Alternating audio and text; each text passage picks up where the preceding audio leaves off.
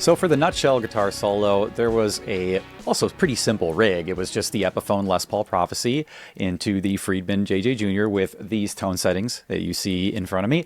So it's going to be a little bit higher on the master volume. I thought that it sounded much thicker when I did it that way.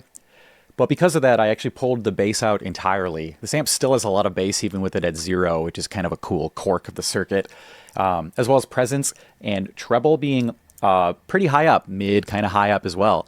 That solo has like a lot of mid frequency presence there, so sounded really great at those settings, as well as the delay that was on it. It has kind of a cool, like very quick, only single delay note in there, so it's almost imperceptible.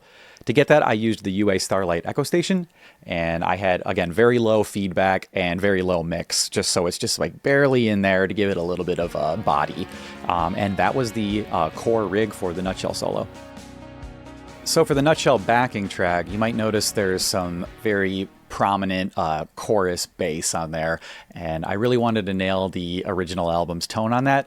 So what I did was I used a Lakeland 5-string, because he actually does use that low note there a lot.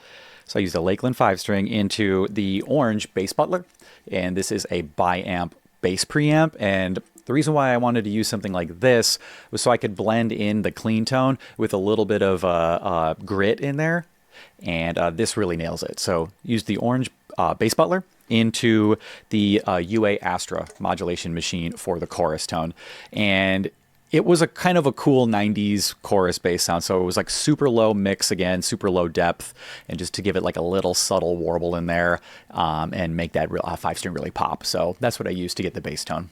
So for the acoustic guitar tone in Nutshell, that also was really fun to try to nail the original, because it's such an important part of that song. Like, that's the tone of Nutshell, is really that acoustic.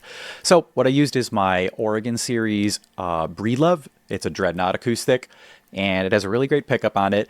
So what I did was I routed the output of the pickup into a radial JDI passive direct box, and then that direct box I ran again into the UA Astra modulation machine for the chorus tone. So that was the bulk of the acoustic.